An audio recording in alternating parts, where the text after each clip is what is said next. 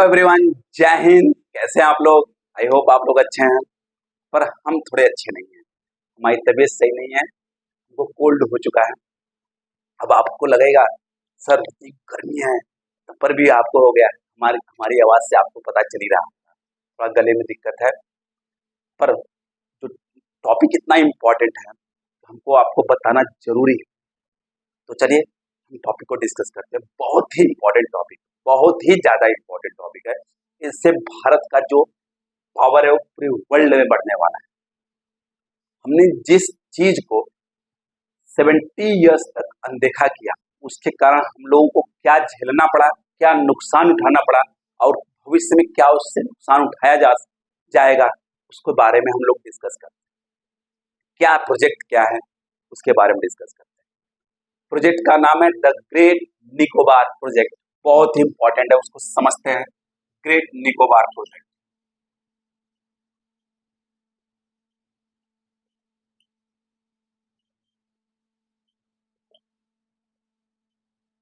हमने क्यों अनदेखा किया उसको समझते हैं। देखिए, कुछ समझने से पहले हम क्या करते हैं, मैप बना लेते हैं। अब मैप बन जाएगा तो आपको समझने में और हमें समझाने में आसानी होगी। चलिए मैप बनाते हैं।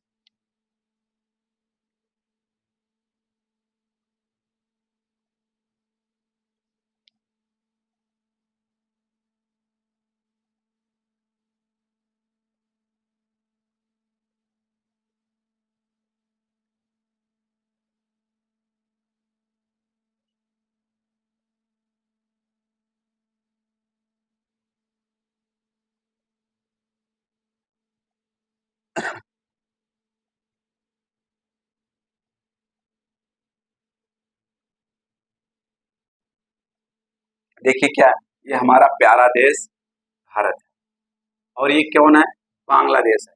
ये हमारा क्या है, बे ऑफ बंगाल है। ये क्या है, बांग्लादेश। ये वाला पार्ट जो है वो क्या है, बांग्लादेश। ये वाला जो पार्ट है वो म्यांमार है। सब कुछ समझना जरूरी है, तब जाके समझ में आएगा। और यहाँ पे जो है पार्ट है वो थाईलैंड है, और यहाँ पे मलेशिया है, और यहाँ पे इंडोनेशिया है। और यह जो है वह मलक्का स्ट्रेट है। मलक्का स्ट्रेट क्या है उसको समझते हैं। मलक्का स्ट्रेट है, और यहीं पर जहां मलेशिया है ना, यहीं पे छोटा सा पॉइंट है, छोटा सा लैंड है, उसको बोलते हैं सिंगापुर। सिंगापुर आपको समझ में आ रहा होगा, सिंगापुर। ओके। और यह जो है वह पैसिफिक ओशन है, प्रशांत महासागर, पैसिफिक ओशन है। और यह जो है वह हमारा हिंद महासागर है, इंडियन ओशन है। और यह क्या है, यह हमारा ब्यूटीफुल यूनियन टेरिटरी या आइलैंड बोलते हैं। कौन सा, अंडमान निकोबार। अंडमान, या ऊपर वाला जो है वो अंडमान है, और नीचे वाला जो है वो निकोबार है। दोनों मिलाकर बनता है अंडमान निकोबार आइलैंड। और निकोबार आइलैंड में जो सबसे साउथ में पॉइंट है, सबसे दक्षिण में जो पॉइंट है, उसको बोलते हैं ग्रेट निकोबार। ग्रेट निकोबार, इसी से रिलेटेड प्रोजेक्ट है, ध्यान दीजिएगा। ग्रेट निकोबार आइलैंड है। अब इसी के बारे में हम लोग डिस्कस करते हैं। और यहाँ पे हमारा प्यारा लक्षद्वीप आइलैंड है, जहाँ पे प्रधानमंत्री मोदी कुछ दिन पहले स्नॉर्कलिंग करने गए थे। लक्षद्वीप आइलैंड।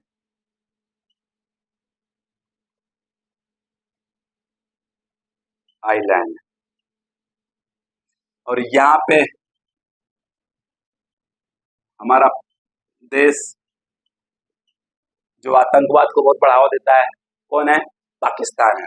और पाकिस्तान में यहीं पर एक पोर्ट है जिसका नाम है ग्वादर पोर्ट, उसके बारे में भी डिस्कस करेंगे। पोर्ट। और पाकिस्तान के बगल में यहाँ पे ईरान है, और ईरान में यहाँ पे चाबहार पोर्ट है। चाबहार पोर्ट है, उसके बारे में डिस्कस करेंगे। और अंडमान निकोबार आइलैंड से लगभग 55 किलोमीटर दूर, अंडमान से लगभग 55 किलोमीटर नॉर्थ में दूर एक आइलैंड है जिसका नाम है कोको आइलैंड। Cocoa island. यह हमारा नहीं है, यह किसका है, म्यांमार का है, उसके बारे में डिस्कस करेंगे। और यहीं पर एक पोर्ट है जिसका नाम है सितवे पोर्ट, यहाँ पर जो म्यांमार का है, परंतु वह इंडिया के पास में इस समय। समझ में आ गया? अब समझते हैं सब कुछ।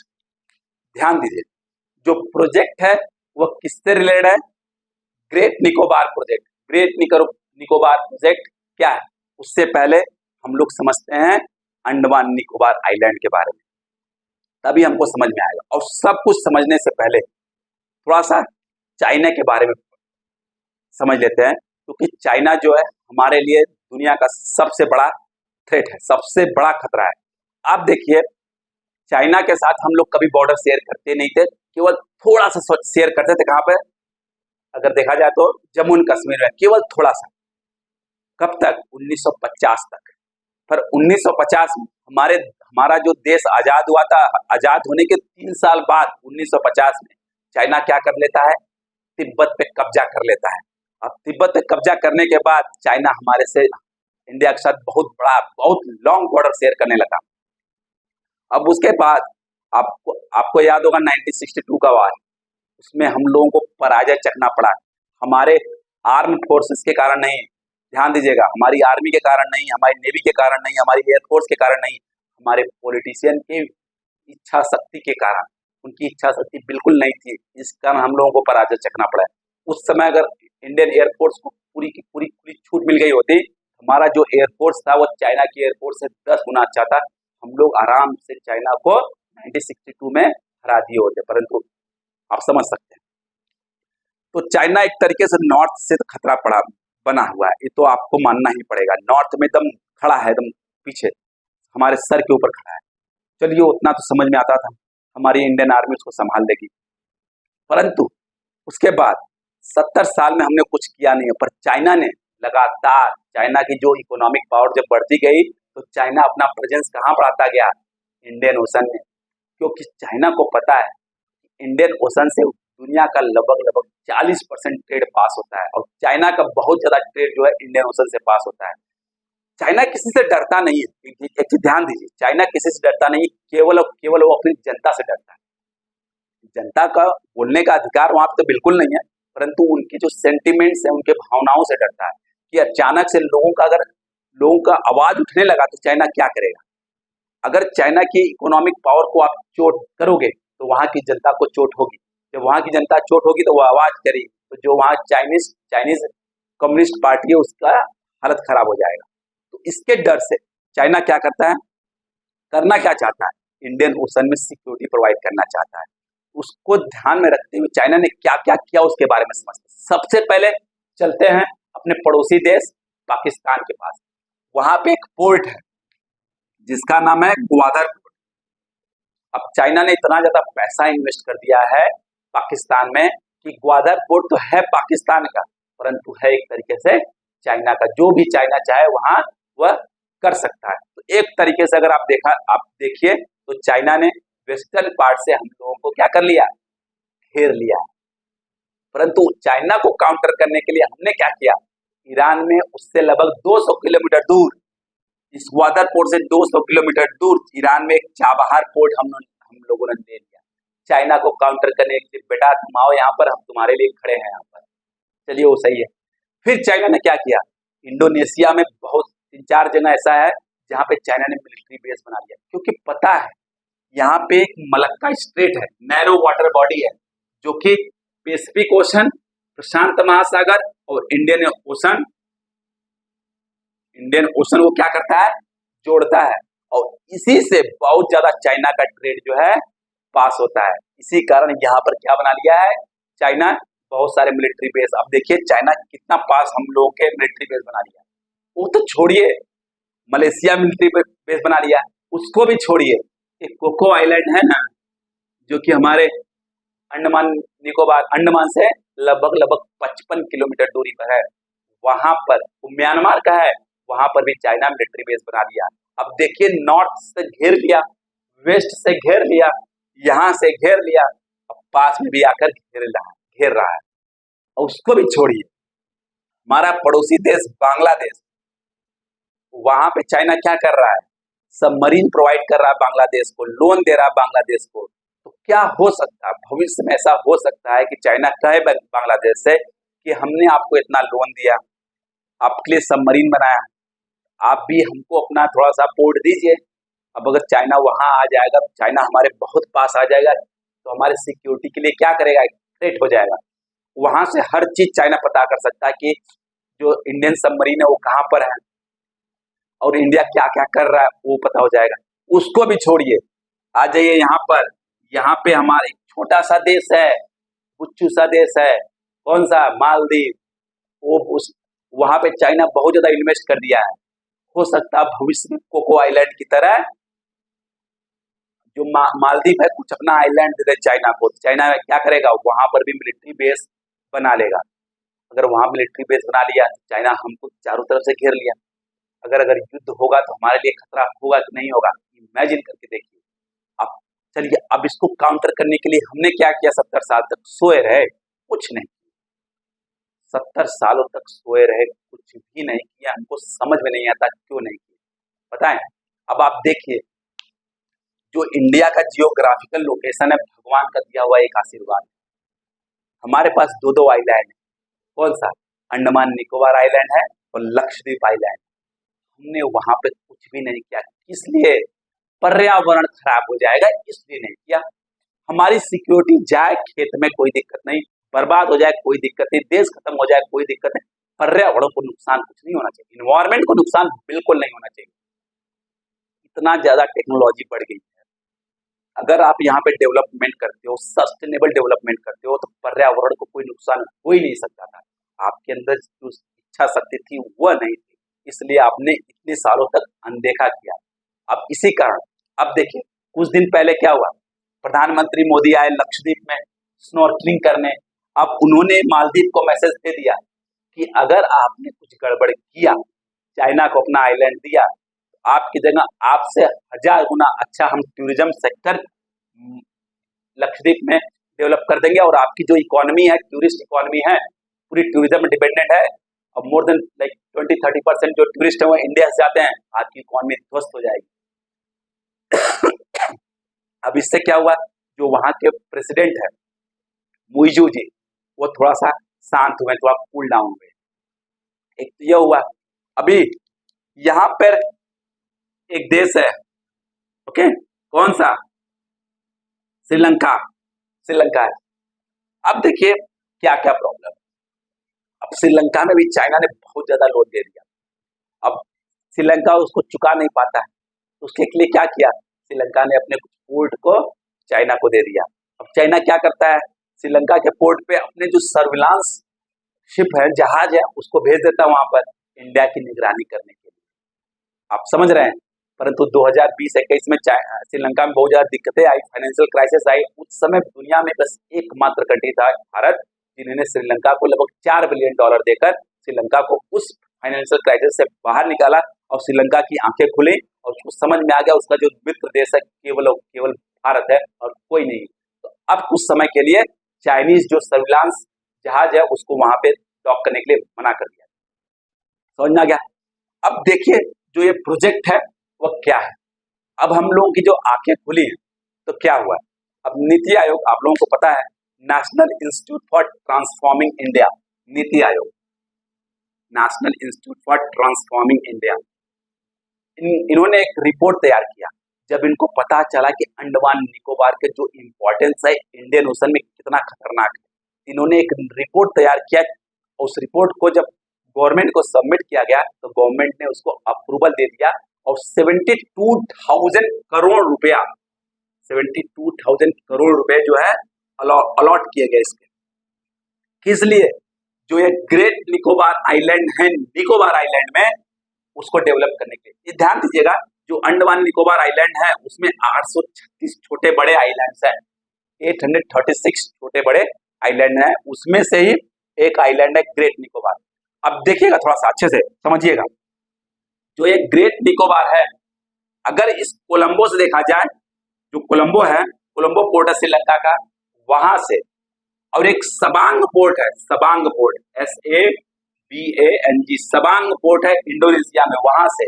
एक है क्लांग पोर्ट, क्लांग पोर्ट, ध्यान दीजिए, क्लांग पोर्ट कहां पर है? मलेशिया में।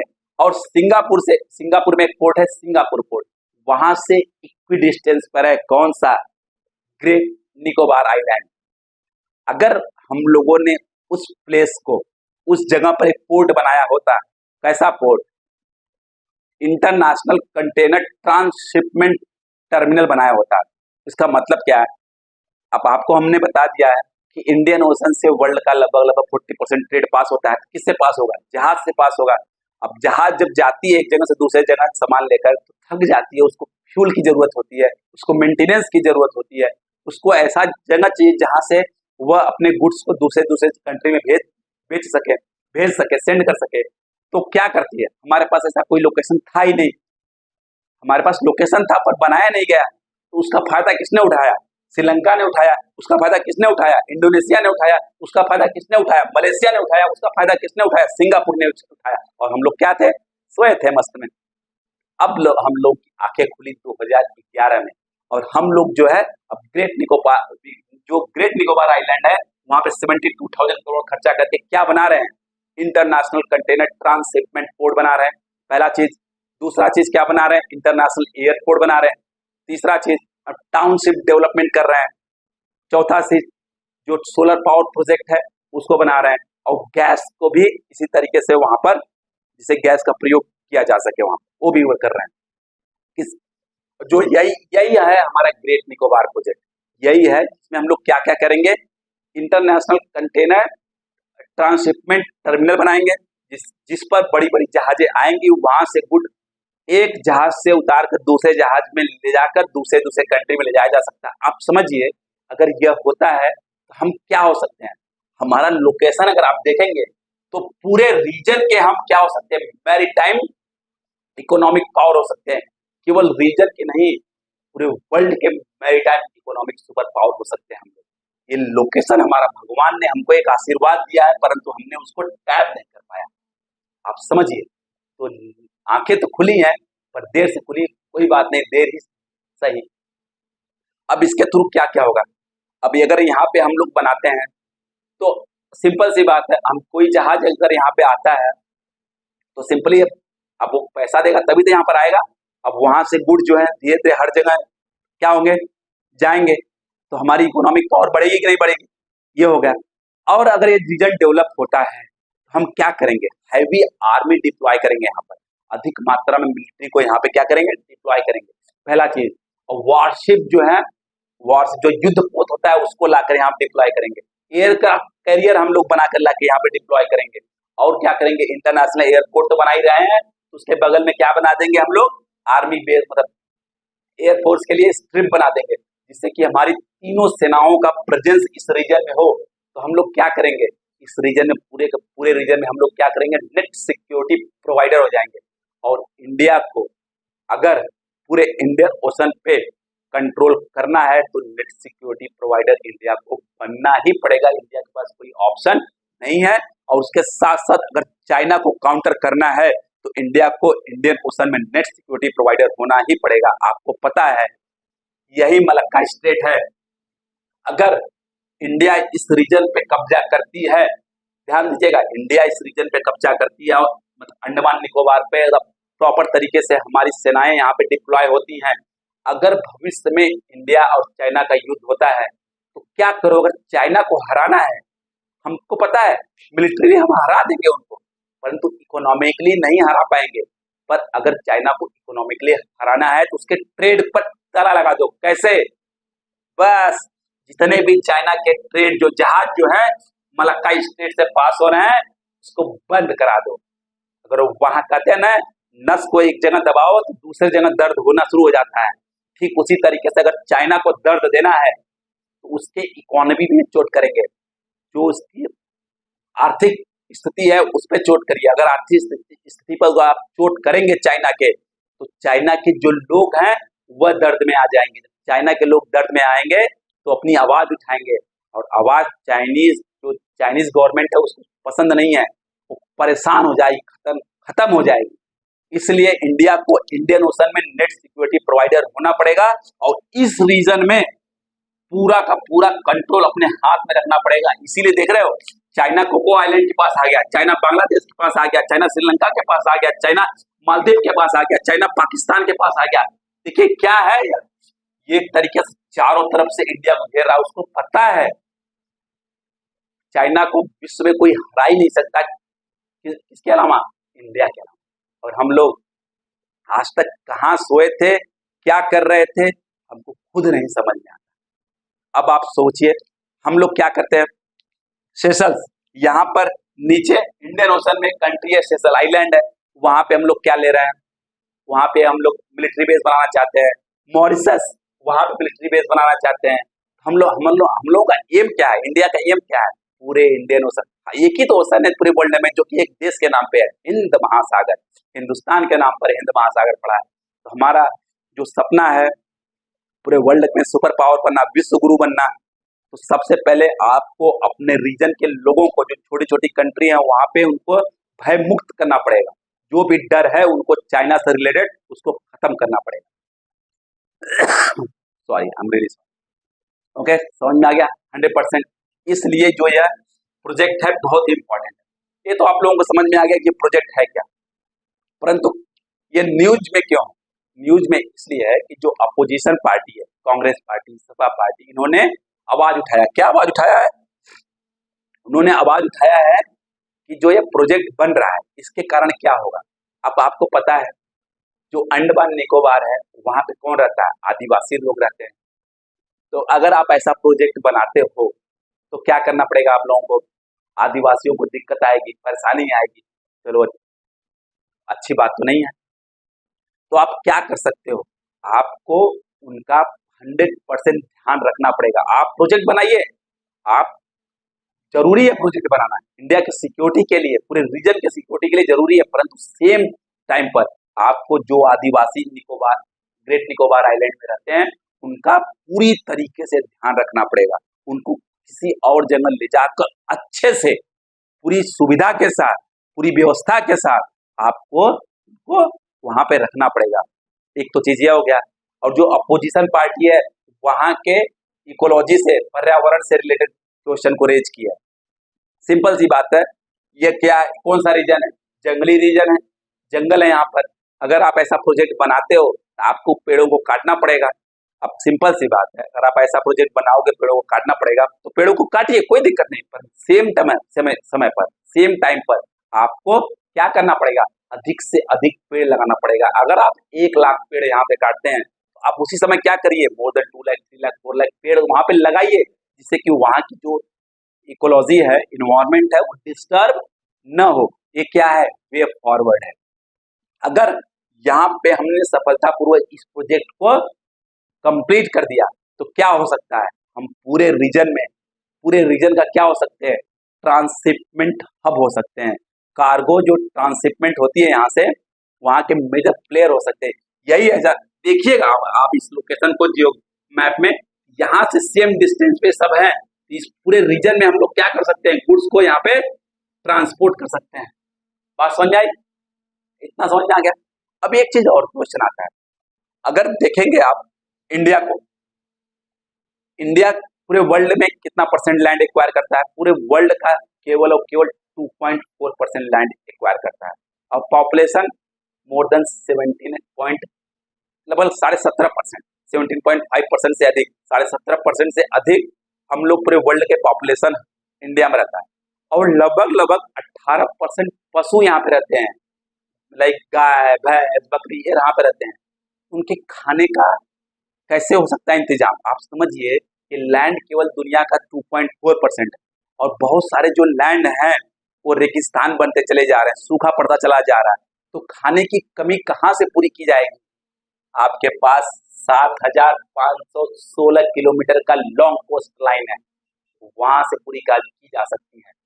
तो इसलिए अब जो है, आप लोगों ने सुना होगा ब्लू इकोनॉमी की बात होती है, ब्लू इकोनॉमी की बात होती है। तो यहाँ से हम लोग ये क्या कर सकते हैं, टैप कर सकते हैं एनर्जी को। इवन यहाँ से क्या होता है, हम लोग जियो थर्मल जो एनर्जी है उसको टैप कर सकते हैं। क्यों, क्योंकि हमारा जो कोस्ट लाइन है बहुत बड़ा है, हमारी जो एनर्जी की रिक्वायरमेंट है वो हम पूरा कर सकते हैं यहाँ से। हम लोग ब्लू इकोनॉमी की बात कर रहे हैं, मतलब बियॉन्ड 200 नॉटिकल माइल्स।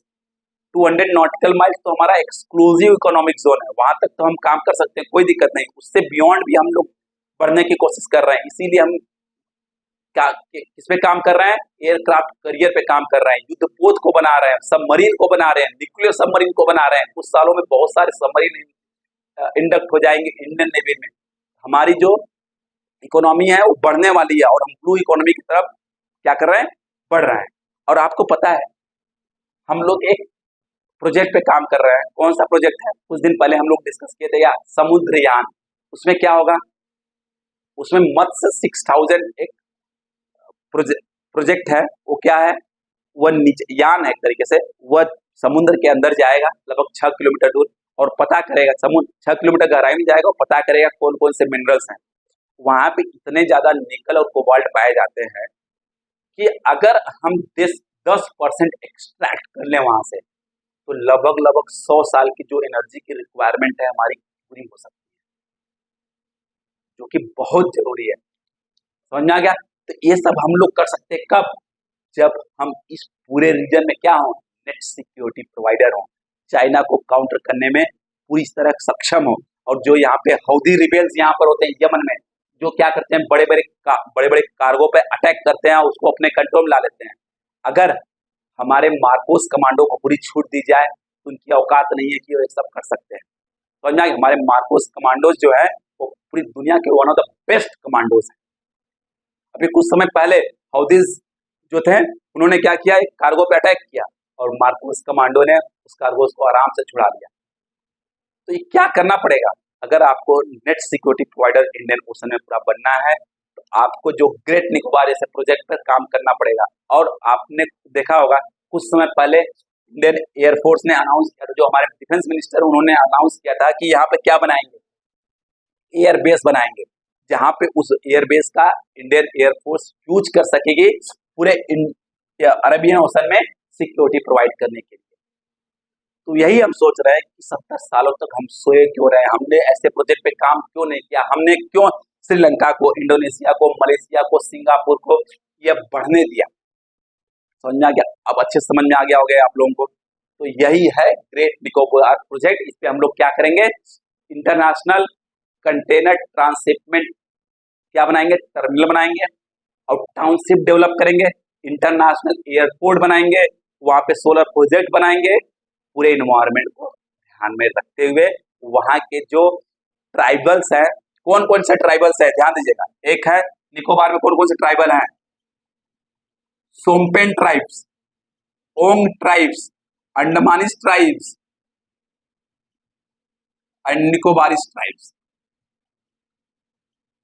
इनको ध्यान में रखते हुए और वहां के इन्वायरमेंट को ध्यान में रखते हुए हमको काम करना पड़ेगा। ऐसा नहीं कि बस प्रोजेक्ट में काम करना, प्रोजेक्ट पर काम करते वक्त आपको इन्वायरमेंट का ध्यान देना पड़ेगा। वहां पे जो हमारे भाई बहन आदिवासी रहते हैं उनका ध्यान देना पड़ेगा, आपको उनमें विश्वास लाना पड़ेगा। आप जब कमेटी बनाओ तो उस कमेटी में वहां की जो ट्राइबल काउंसिल है उनको आप इन्वॉल्व करिए कि हाँ ये प्रोजेक्ट बनाया जा रहा है, आपके जो इंटरेस्ट है उस पर कोई कंप्रोमाइज नहीं होगा, आपके इंटरेस्ट को ध्यान में रख के काम किया जाएगा। समझ में आ गया, पक्का। यह है हमारा ग्रेट निकोबार प्रोजेक्ट और इसमें कुछ खतरे भी हैं।